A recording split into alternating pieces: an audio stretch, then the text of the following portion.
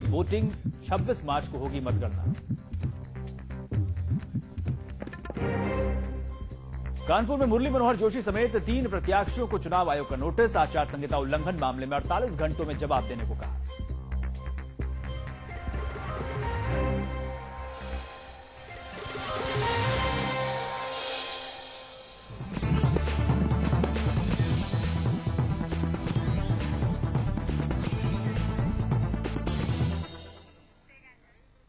NN UP Uttarakhand में आपका स्वागत है। आपके साथ मैं हूं सूरज सनवाल। लखनऊ से लेकर देहरादून तक और गढ़वाल से लेकर बुंदेलखंड तक आपके प्रदेश की हर जरूरी खबर आपके सामने होगी। आपके अपने शहर में क्या कुछ हुआ, आस पड़ोस के शहरों में क्या हलचल रही, हर घटना का ताजा हाल दिखाएंगे और बताएंगे हर खबर का ताजा अपडेट। तो चलिए शुरुआत करते हैं खबर शहर की।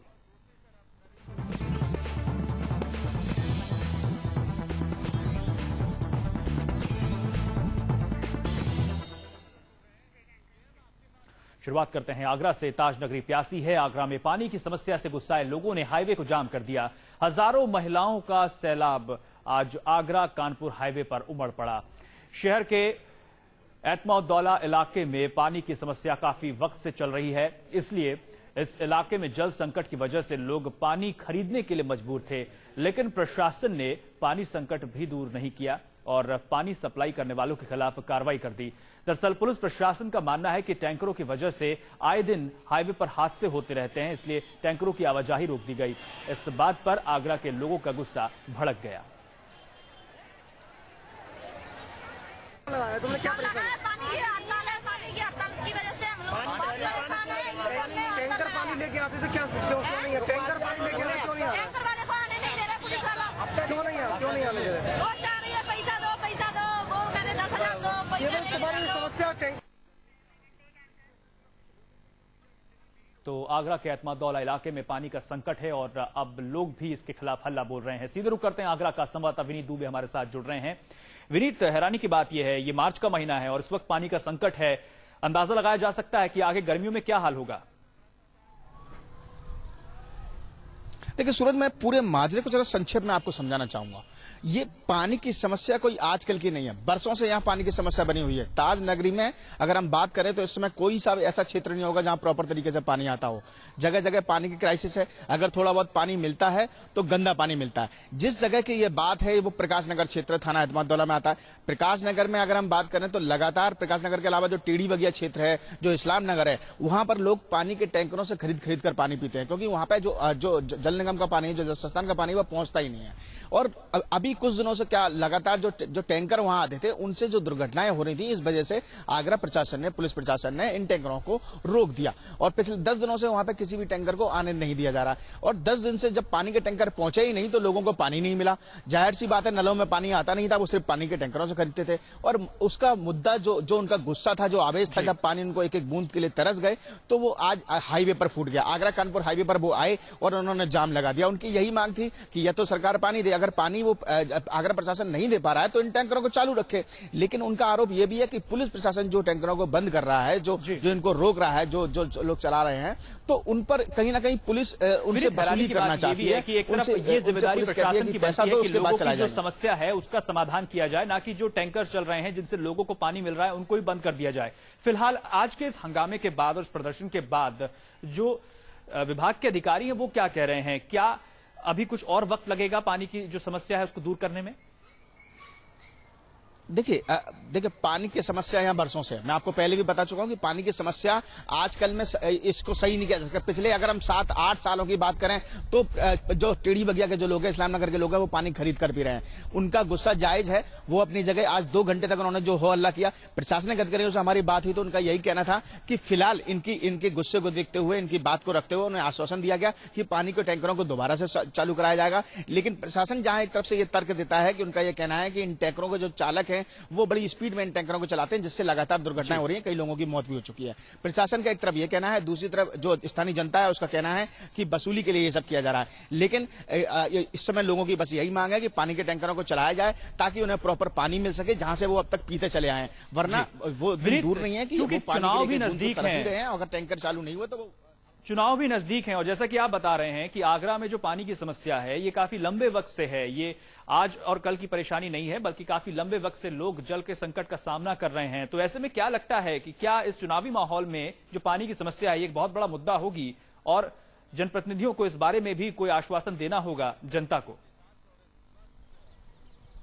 सूरज, ये मुद्दा नहीं होगी बल्कि मुद्दा है। आज की डेट में अगर आगरा में जितने भी प्रत्याशी हैं, चाहे सपा की बात कर लो या भाजपा की बात कर लो या बसपा की बात कर लो या रालोद की बात कर लो, सभी के सभी प्रत्याशियों को सबसे पहला एजेंडा है कि आगरा को पानी दिया जाएगा, साफ पानी दिया जाएगा। बीजेपी के नरेंद्र मोदी यहां रैली करके गए। नरेंद्र मोदी ने रैली में सबसे पहला भाषण में अपनी यही बात कहा कि आगरा के पानी को पानी मिलेगा आगरा में।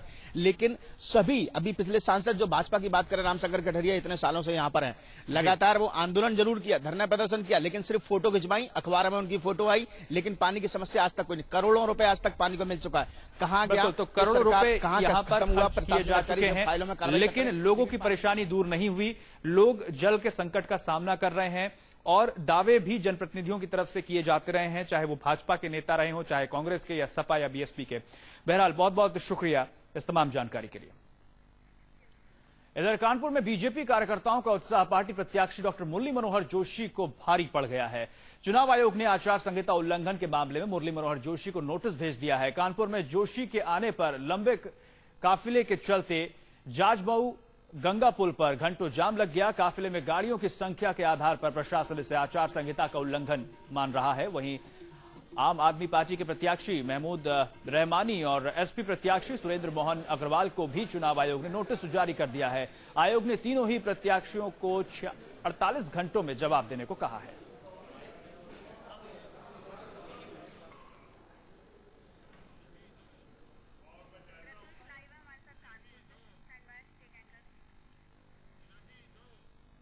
और सीधे रुख करते हैं कानपुर का संवाददाता रतीश हमारे साथ जुड़ रहे हैं। रतीश, यहां पर मुश्किलें बढ़ सकती हैं मुरली मनोहर जोशी की, क्योंकि प्रशासन ये मान रहा है कि जिस तरह से उनका जो लंबा काफिला वहां पहुंचा ये आचार संहिता का उल्लंघन है।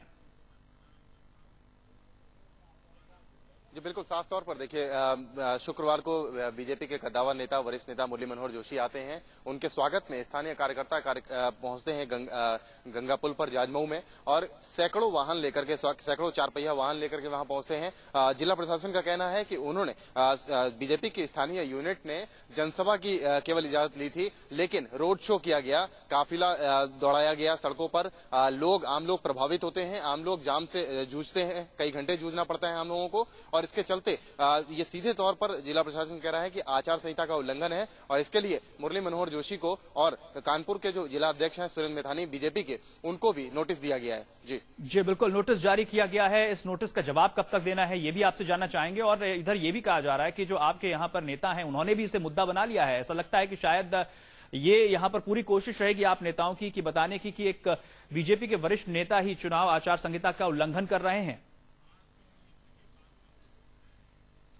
जी हाँ, प्रशासन का साफ तौर पर कहना है कि जल्द से जल्द उन्हें जवाब देना पड़ेगा इस नोटिस का, और जिस तरीके का जवाब आता है उस पर एक्शन लिया जाएगा। या जहां तक कि आप पार्टी के उम्मीदवार डॉक्टर महमूद रहमानी की बात की जाए, कानपुर के मशहूर नेत्र सर्जन हैं। कल यहां पर गंगा मेले का एक कार्यक्रम का आयोजन किया गया था, जहां पर कानपुर के सभी प्रत्याशी जुटे हैं। सबने एक दूसरे को होली की बधाई दी थी। यहाँ पर गंगा मेला, मैं बताना चाहूंगा कि कल से यहाँ कानपुर शहर में होली खत्म होती है, 7 दिन चलती है होली। कल जब मिले आप पार्टी के उम्मीदवार के स्टॉल पर आम आदमी पार्टी की टोपियां और कई चिन्ह बांटे गए हैं। तो आम आदमी पार्टी के जो उम्मीदवार हैं डॉक्टर महमूद रहमानी, वो भी आचार संहिता के उल्लंघन में सीधे तौर पर सामने आ गए हैं। उनको भी जिला प्रशासन ने नोटिस दिया है। जी लेकिन एक बड़ा सवाल ये भी है कि यहाँ पर जो बीजेपी के नेता हैं वो इस पूरे मसले पर क्या कह रहे हैं। क्या मुरली मनोहर जोशी की तरफ से कोई प्रतिक्रिया आई है, या बीजेपी के वो नेता जो कि उनके काफी करीब हैं वो क्या कह रहे हैं, वो अपनी सफाई पेश कर रहे हैं इस पूरे मसले पर? देखिए, चुनाव आयोग से सीधा जुड़ा मामला है, आचार संहिता से जुड़ा मामला है, इसलिए बीजेपी के स्थानीय नेता इस पर कुछ बोलने को तैयार नहीं है। जहां तक बात की जाए कानपुर शहर से बीजेपी के उम्मीदवार मुरली मनोहर जोशी की, तो वो शहर छोड़ चुके हैं, इसलिए वो अब बुधवार को शहर आएंगे, क्योंकि चुनाव समिति घोषणा पत्र के जो जारी होता है, बीजेपी का जो घोषणा पत्र जारी होगा उसके वो अध्यक्ष हैं, इसलिए वो दिल्ली जा चुके हैं। मुरली मनोहर जोशी ने फिलहाल इस बारे में कोई प्रतिक्रिया नहीं दी है, और स्थानीय जो बीजेपी के नेता हैं वो भी इस मामले में चुप्पी साधे हुए हैं। जी रतीश, अपने आप में चौंकाने वाली बात है कि एक तरफ कानपुर को हाई प्रोफाइल सीट कहा जा रहा है, बीजेपी के वरिष्ठ नेता मुरली मनोहर जोशी यहां से चुनाव लड़ रहे हैं, तो अगर हम कांग्रेस की बात करें तो वहां से भी कद्दावर नेता चुनाव मैदान में हैं। लेकिन जिस तरह से चुनाव आचार संहिता का उल्लंघन हो रहा है, उससे ऐसा लगता है कि शायद ये जो बड़े राजनीतिक दलों के नेता हैं, इन्होंने आचार संहिता को कुछ समझा ही नहीं है, या ये कहा जा सकता है कि इसको लेकर वो बिल्कुल भी अनुशासित नहीं है। बिल्कुल साफ तौर पे जो वाकये हमारे सामने आए हैं, जो घटनाएं हमारे सामने आई हैं, उससे साफ तौर पे कहा जा सकता है कि चुनाव आचार संहिता की तोड़ने के लिए राजनीतिक दलों के प्रत्याशी जोर आजमाइश कर रहे हैं। ये कहा जा सकता है कि वो किस तरीके से चुनाव आचार संहिता को तोड़ा जाए, इसके लिए जोर आजमाइश एक दूसरे में चल रही है। आम आदमी पार्टी के उम्मीदवार हैं, उन पर चुनाव आचार संहिता का उल्लंघन का मामला है। समाजवादी पार्टी के प्रत्याशी हैं सुरेंद्र मोहन अग्रवाल, उन पर आचार संहिता के उल्लंघन का मामला आता है। और अब बीजेपी के प्रत्याशी मुरली मनोहर जोशी हैं, उन पर भी आचार संहिता तोड़ने का मामला बन गया है। अब जहां तक बात की जाए, केवल बीएसपी के उम्मीदवार अभी इस चीज से बचे हुए हैं। बिल्कुल, तो कह सकते हैं कमोबेश आचार संहिता के उल्लंघन के मामले में कोई दल किसी से पीछे नहीं है कानपुर में। बहुत बहुत शुक्रिया इस तमाम जानकारी के लिए आपका रतीश। और इधर आतंक के खिलाफ जंग में पुलिस को आज बड़ी कामयाबी हाथ लगी है। बनारस में 2010 में शीतला घाट पर हुए धमाकों का आरोपी पाकिस्तानी आतंकी वकास आखिर पुलिस के हत्थे चढ़ गया है। वो हाइड्रोजन पेरोक्साइड से आईईडी यानी कि इम्प्रोवाइज एक्सप्लोजिव डिवाइस बनाने में एक्सपर्ट है। वाराणसी के शीतला घाट पर हमले के लिए विस्फोटक भी वकास ने ही तैयार किया था। विस्फोटक तैयार करते वक्त वकास जख्मी भी हो गया था। उसकी 2 उंगलियां विस्फोटक तैयार करते समय ब्लास्ट से उड़ गई। वाराणसी हमले के बाद वो मुंबई चला गया, जहां से उसने कई आतंकी हमलों को अंजाम दिया। लेकिन जब वो अजमेर पहुंचा तो दिल्ली पुलिस और राजस्थान पुलिस के ज्वाइंट ऑपरेशन में वो हत्थे चढ़ गया। राजस्थान के जयपुर और जोधपुर से 4 आतंकवादियों को गिरफ्तार किया गया है। इनकी गिरफ्तारी पर 10 लाख रुपए का इनाम भी था। ये आतंकी यासीन भटकल के करीबी बताए जा रहे हैं। वकास के अलावा सकीब और मारूफ नाम के आतंकियों को गिरफ्तार किया गया है। वकास और मारूफ को जयपुर से गिरफ्तार किया गया है, जबकि सकीब को जोधपुर से गिरफ्तार किया गया है। शुरुआती पूछताछ में पुलिस को मिली जानकारी के मुताबिक इन आतंकियों ने वाराणसी में मोदी के नामांकन के दिन बड़ी वारदात को अंजाम देने की योजना बना रखी थी। फिलहाल इन आतंकियों के पकड़े जाने के बाद वाराणसी समेत पूरे प्रदेश में अलर्ट जारी कर दिया गया है।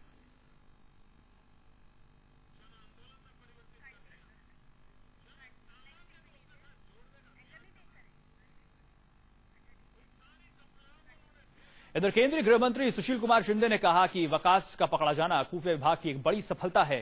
गृह मंत्री सुशील कुमार शिंदे का कहना है कि कई मामलों में वकास की तलाश थी, लेकिन मोदी को कोई खतरा नहीं है। दरअसल सूत्रों के हवाले से खबर है कि वाराणसी में मोदी के नामांकन पत्र भरने के दौरान वकास आतंकी हमले की प्लानिंग कर रहा था और वकास इसकी तैयारी में काफी पहले से जुटा हुआ था। ये बड़ा सक्सेस है हमारा कि ये वकास बहुत टेररिस्ट केसेस में हमें चाहिए था, तो वो मिल गया है। लेकिन सर दाऊद को मुंबई लाने के लिए आसान होगा कुछ? नहीं, वो छोड़ दीजिए, अभी दाऊद की बात पुरानी हो गई है। ये जो मिला है वो बहुत महत्वपूर्ण है। वो बहुत महत्वपूर्ण बात है ये कि हम इस पे और तलाश लेने का प्रयास करेंगे। कितना बड़ा हमला करने का होगा सर? ये कितना बड़ा क्रूशियल लिंक होगा? ये बहुत क्रूशियल लिंक होगा। हम आज नहीं बोल सकते, सभी चीजें नहीं बोल सकती है। ये मैं बार बार कहते रहा हूं कि कहीं ऐसी चीजें बोलने में इंटेलिजेंस पास होता है, उसमें दिक्कतें आती है। और भी हमें 1-2 और मिलाने हैं, उसी रास्ते पर हम।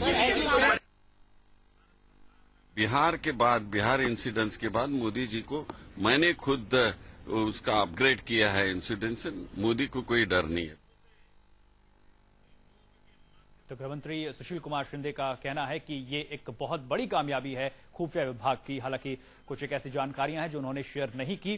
सीधे रुक करते हैं, वाराणसी का संवाददाता शरद सेठ हमारे साथ जुड़ चुके हैं। शरद, चूंकि ये जानकारी सामने आ रही है कि वकास हमले की तैयारी कर रहा था जिस दिन नरेंद्र मोदी को नामांकन भरना है वाराणसी से, ऐसे में अब किस तरह से सुरक्षा बढ़ाई गई है? हालांकि वकास को तो गिरफ्तार कर लिया गया है। जी सूरज, जब से वाराणसी इस बार चुनाव में एक प्रदेश का केंद्र बना है, तब से ऐसी आशंका जाहिर की जा रही थी कि किसी भी तरह की घटना घट सकती है, अनहोनी हो सकती है। पुलिस अपनी तरफ से पूरी सतर्क है। कल भी एक ट्रेन में कुछ हथियारबंद लोगों के होने की खबर मिली थी। 2 जगह ट्रेन को रोककर चेक किया गया और जब से ये खबर आई है कि वकास उर्फ जावेद गिरफ्तार किया गया है राजस्थान से और अपने 3 साथियों के साथ, और उनकी योजना थी कि नरेंद्र मोदी के नामांकन के दिन और अलग अलग रैलियों में धमाके की उसकी योजना थी, तो पूरे शहर में चौकसी काफी बढ़ा दी गई है। और जावेद गिरफ्तार किया गया है राजस्थान से और अपने 3 साथियों के साथ, और उनकी योजना थी कि नरेंद्र मोदी के नामांकन के दिन और अलग अलग रैलियों में धमाके की उसकी योजना थी, तो पूरे शहर में चौकसी काफी बढ़ा दी गई है और गहन तलाशी अभियान किया जा रहा है। जी सूरज, हालांकि ये जो ऑपरेशन रहा जिसमें वकास को गिरफ्तार किया गया, ये दिल्ली पुलिस और राजस्थान पुलिस का ज्वाइंट ऑपरेशन था, लेकिन क्या उत्तर प्रदेश की पुलिस ने भी वकास से पूछताछ करने की तैयारी शुरू कर दी है? क्या इसके लिए बहुत जल्द अदालत का रुख करेगी उत्तर प्रदेश पुलिस? इस संबंध में कोई जानकारी मिल रही है? जी सूरज, अभी तक इस संबंध में पुलिस कुछ बताने को तैयार नहीं है। उनका कहना है कि अभी गिरफ्तारी हुई है और निश्चित है कि चूंकि वाराणसी ब्लास्ट में भी वकास का नाम था, तो उनकी तरफ से पूरी कोशिश होगी कि जल्द से जल्द वकास से उनकी तरफ से पूछताछ की जाए, लेकिन बहुत ज्यादा खुलकर अभी पुलिस इस बारे में बताने को कुछ भी तैयार नहीं है। जी वकास जी, लेकिन एक बड़ा सवाल ये भी उठता है, चूंकि जो वाराणसी रहा है हमेशा से ही टेररिस्ट एक्टिविटीज को लेकर काफी संवेदनशील रहा है, चाहे 2006 की बात हो चाहे 2010 की बात हो। तो ऐसे में क्या जो यहां पर खुफिया विभाग है वो किस तरह से कार्य कर रहा है, सवाल ये भी है। और कौन कौन से ऐसे वो संवेदनशील इलाके हैं जहां पर जो आतंकवादी हैं वो अपना स्लीपर सेल मजबूत कर सकते हैं?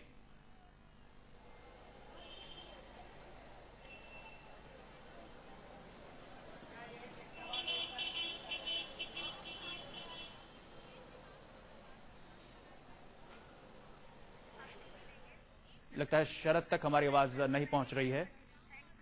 चलिए, बहुत बहुत शुक्रिया इस तमाम जानकारी के लिए। तो इधर आतंकी वकास का वाराणसी कनेक्शन सामने आ रहा है। चलिए जान लेते हैं कि आखिर आतंकी वकास है कौन। तो आपको बता दें कि मूल रूप से पाकिस्तान का रहने वाला है वकास जिया उर रहमान। अहमद और जावेद के नाम से भी ये आतंकवादी जाना जाता है। नेशनल इन्वेस्टिगेशन एजेंसी यानी कि एनआईए ने इस पर 10 लाख का इनाम घोषित किया। और आपको बता दें कि जावेरी बाजार बम ब्लास्ट में भी इसकी तलाश की जा रही थी। सरगर्मी से एनआईए इसको खोज रही थी। दिलसुख नगर में बम प्लांट करने का आरोप है वकास पर। इसके अलावा पुणे में जो जर्मन बेकरी में ब्लास्ट हुआ था उसमें भी इसकी तलाश की जा रही थी। कर्नाटक के पिंपरी चिंचवाड़ में किराए पर इसने एक घर लिया और वाराणसी में नरेंद्र मोदी के नॉमिनेशन के दौरान आतंकी हमले की इसने साजिश रची थी। लेकिन जो इंटेलिजेंस है उसने पहले ही इसको गिरफ्तार कर लिया। Joint operation Rajasthan police Delhi police का सामने आया है जिसमें वकास को गिरफ्तार कर लिया गया है। इंडियन मुजाहिदीन का आतंकवादी है वकास और अब इससे पूछताछ होगी। हालांकि आपको बता दें कि इंडियन मुजाहिदीन के को फाउंडर यासिन भटकल की गिरफ्तारी के बाद से लगातार इन्वेस्टिगेटिंग एजेंसीज पूछताछ कर रही हैं और जो इंडियन मुजाहिदीन का नेटवर्क है उसको खोजने में जुटी हुई है। और इसी कड़ी में एक बड़ी सफलता यहां पर मिली है खुफिया एजेंसियों को। हर हर मोदी की गूंज तो सब जगह है, लेकिन इलाहाबाद में आजकल जगह जगह थर थर मोदी डर डर मोदी के पोस्टर लगाए गए हैं। बीजेपी के पीएम पद के उम्मीदवार मोदी के खिलाफ समाजवादी पार्टी का यह नया प्रचार युद्ध है। सपा के लोगों ने थर थर मोदी डर डर मोदी के पोस्टर और नारे के साथ घर घर प्रचार शुरू कर दिया है। सपा का आरोप है कि मोदी इतने डर गए हैं कि अब तो थोक के भाव बाहरी दलों के नेताओं को टिकट दे रहे हैं। इसके अलावा सपा ने इसके साथ ही राम मंदिर के नाम पर लिए गए चंदे का भी हिसाब मांगा है। हम समाजवादी के नौजवान ये प्रचार कर रहे हैं कि जो बनारस में महादेव के नाम पे हर हर नारा लिया गया था और घर घर के लिए कहा गया था, तो हम लोग कह रहे हैं थर थर मोदी डर डर मोदी, हर घरों में जाकर कह रहे हैं, क्योंकि ये जो है इसलिए डरे हुए हैं कि नए नए लोगों को टिकट दे रहे हैं। तो हर हर मोदी और घर घर मोदी के नारे की काट करने के लिए यहां पर ये नारा दिया जा रहा है सपा नेताओं की तरफ से। इधर उत्तराखंड में बच्चों के भविष्य से खिलवाड़ हो रहा है। राजधानी देहरादून विधानसभा के पीछे बने प्राइमरी स्कूल को संवारने का काम बच्चों के कंधों पर है। स्कूल में बच्चे वैसे तो पढ़ने आते हैं, लेकिन उसकी सफेदी का काम भी उनके जिम्मे ही है। तस्वीरों में आप साफ देख सकते हैं कि कैसे बच्चे स्कूल की दीवार पर पोताई कर रहे हैं। स्कूल की छत पर चढ़कर बच्चे खुद सफेदी कर रहे हैं। तस्वीरों में कैद होने के बाद स्कूल की कार्यवाहक प्रिंसिपल भी ब्रश लेकर सफेदी करने में जुट गई। स्कूल प्रबंधक बजट का रोना रोकर मामले से पल्ला झाड़ रहे हैं।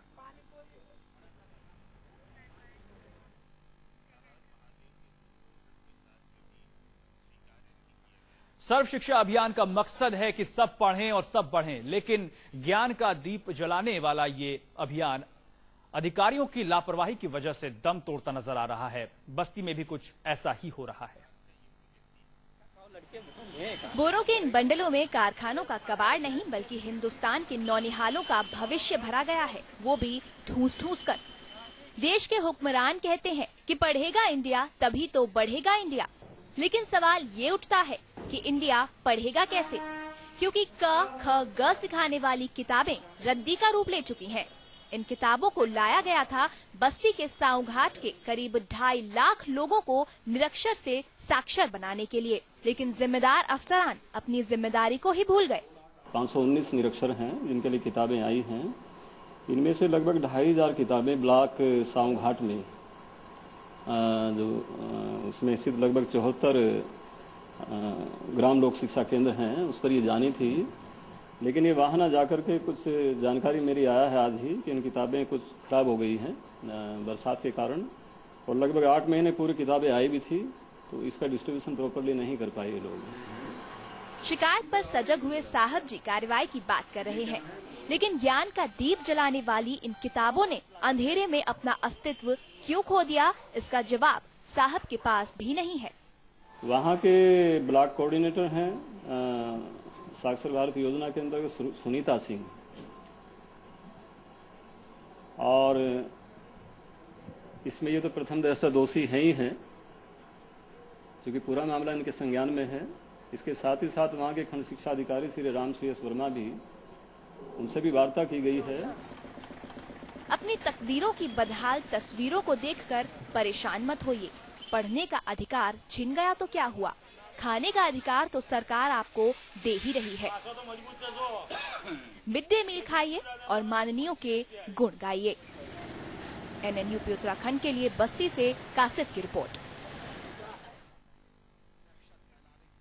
यूपी में आज विधान परिषद की 11 सीटों के लिए चुनाव संपन्न हुआ। शिक्षक कोटे की 6 और स्नातक कोटे की 5 सीटों के लिए होने वाले इस चुनाव में 186 उम्मीदवार मैदान में हैं। शिक्षक कोटे के तहत जिन सीटों पर चुनाव हो रहे हैं उनमें लखनऊ, वाराणसी, मेरठ, आगरा, बरेली, मुरादाबाद और गोरखपुर, फैजाबाद शामिल हैं। वहीं स्नातक कोटे के तहत लखनऊ, वाराणसी, आगरा, मेरठ, इलाहाबाद, झांसी सीट के लिए चुनाव हुआ। स्नातक MLC के लिए लखनऊ और इलाहाबाद, झांसी सीट से 30 प्रत्याशी मैदान में हैं, जबकि वाराणसी से 31 उम्मीदवार चुनाव लड़ रहे हैं। वहीं लखनऊ से शिक्षक कोटे के तहत 13 उम्मीदवार हैं। मतदान सुबह 8 बजे से शाम 4 बजे तक हुआ। आपको बता दें कि इसमें स्नातक और शिक्षक कोटे के मतदाता ही वोट दे सकते हैं। मतगणना 26 मार्च को होगी।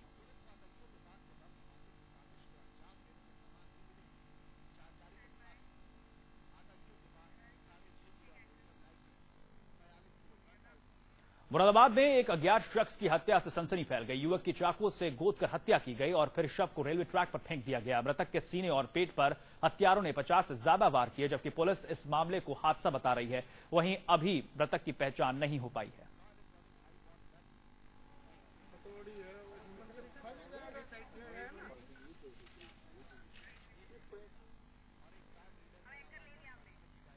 कन्नौज में एक नाबालिग से रेप का मामला सामने आया है। पीड़ित के मुताबिक पड़ोस की रहने वाली एक लड़की उसे अपने साथ सुनसान जगह पर ले गई, जहां पहले से मौजूद एक शख्स ने उसके साथ दुष्कर्म किया। लड़की ने घर पहुंचकर परिजनों को इसकी जानकारी दी। इसके बाद मुकदमा दर्ज कराने थाने पहुंचे पीड़ित परिवार को पुलिस के संवेदनहीन रवैये से 2-4 भी होना पड़ा। पहले तो पुलिस ने पीड़िता के परिवार वालों को थाने में घुसने ही नहीं दिया, लेकिन मीडिया के दबाव के बाद IG ने जांच करके आरोपी के खिलाफ कार्रवाई करने का भरोसा दिलाया है।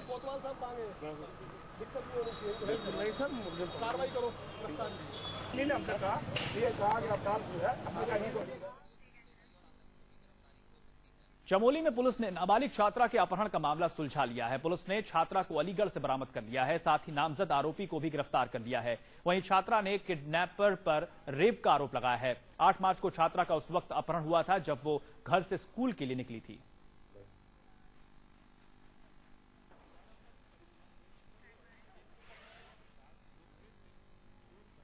फर्रुखाबाद में कोतवाल की कार्यप्रणाली से खफा महिलाओं ने कोतवाल के खिलाफ मोर्चा खोल दिया। 2 दर्जन से ज्यादा महिलाओं ने कोतवाली में आकर धरना दिया और कोतवाल को हटाए जाने की मांग की। मामले को शांत कराने के लिए सीओ सिटी को आना पड़ा। वहीं इस मामले पर एसडीएम ने महिलाओं के प्रदर्शन को जायज माना है।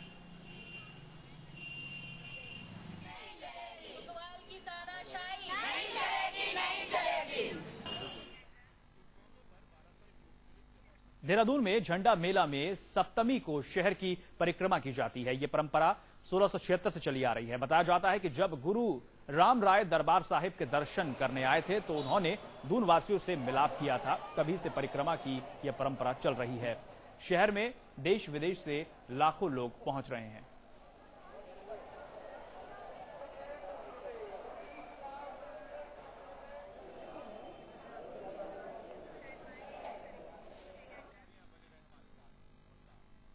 तो खबर शहर में मेरे साथ बस इतना ही, लेकिन उत्तर प्रदेश और उत्तराखंड की तमाम बड़ी खबरों के लिए आप देखते रहिए NN UP उत्तराखंड।